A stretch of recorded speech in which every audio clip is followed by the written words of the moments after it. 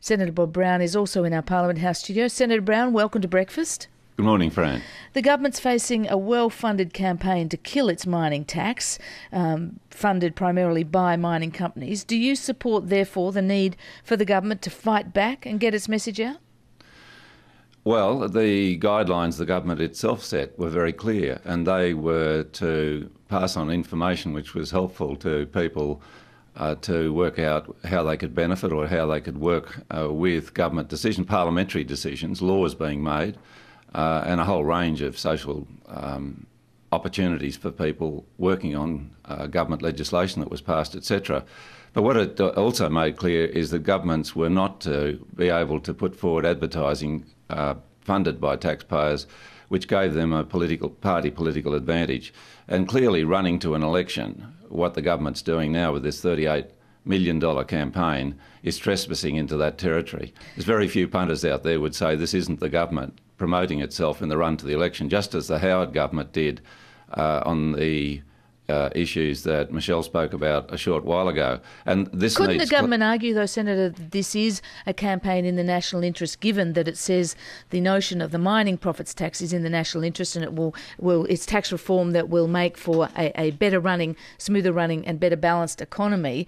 It says it has to correct this campaign of misinformation from the miners. Well, the argument there is what he calls misinformation. Look, it's being aimed at the public, but when it gets down to it, the people who need to primarily be informed here are members of Parliament. We will be dealing with this legislation next year.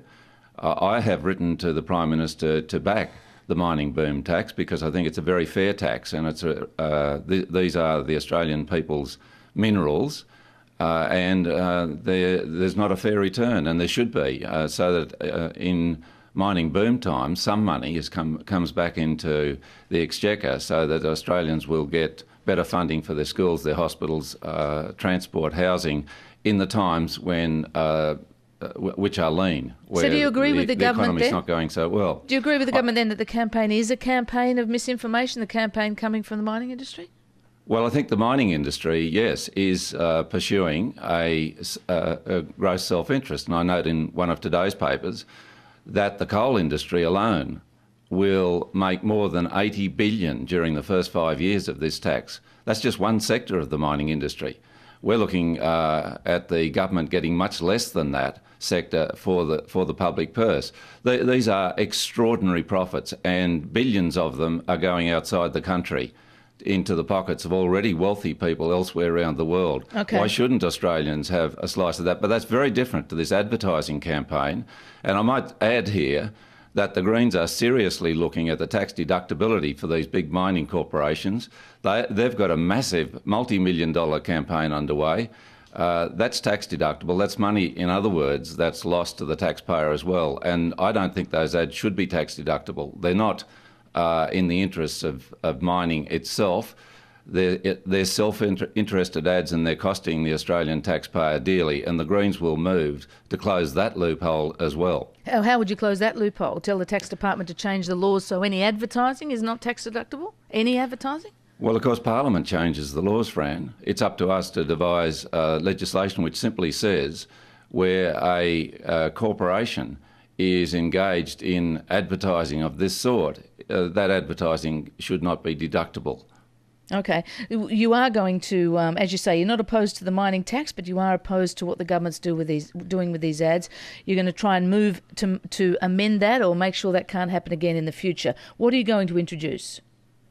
The Senate sits again on July 16. I'll bring in our bill for accountability in government expenditure on advertising.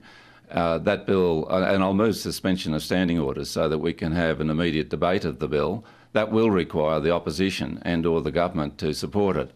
But this is effectively bringing into play Kevin Rudd's own electoral commitment of the last election, and it would give the Auditor-General the power to determine whether or not advertising was legitimate and in the public interest, rather than in the political interest of the governing party. Now, that was Kevin Rudd's policy. He had that in place for 2 years, changed it, presumably arguing that it wasn't the best system. Yeah, and clearly it was the best system, and it is the best system. We need an independent arbiter here.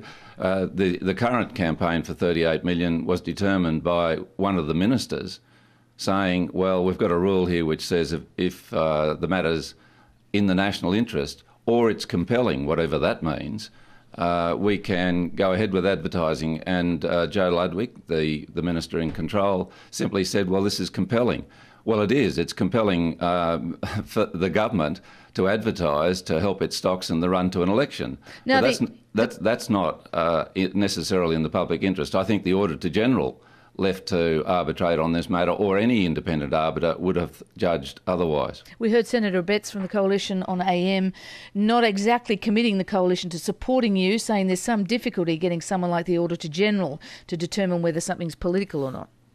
Yes, well, of course, and the question, it's good that Senator Betts is indicating the Coalition is certainly open to supporting this legislation. The only question is the Auditor-General the best independent arbiter? We have legislation in the offing for an independent commission against corruption at federal level, and that independent commissioner of public interest, effectively, would be another option.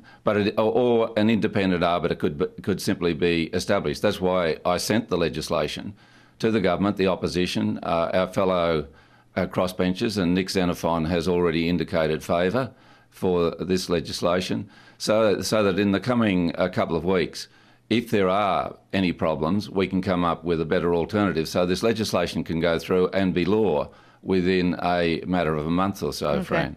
Senator Brown, on another issue, the government announced on Friday it will take Japan to the International Court of Justice. That legal action will begin this week.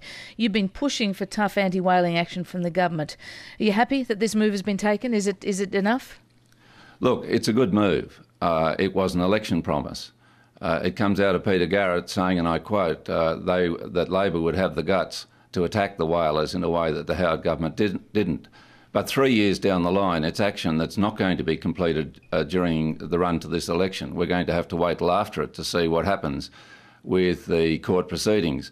One has to hope that the next thing is a request for an injunction to stop the whalers going, the Japanese whaling fleet coming south again to slaughter the whales in Australian and Antarctic seas in the coming season.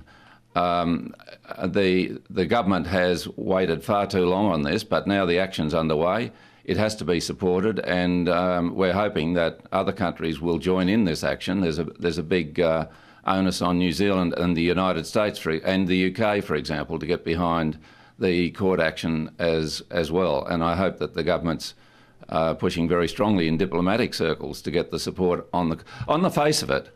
How could Japan really logically establish before a court that the slaughter of hundreds, up to 1,000 whales each year is scientifically based? We all know that that's a lie, and that's at the centre of this court action, and we must hope that the court will show that lie doesn't hold up and that the Japanese whaling on that pretext is stopped. Senator Brown, thank you very much for joining us on Breakfast. Thanks, Frank. Greens leader Senator Bob Brown in our Parliament House studios. It's 8 minutes to 8.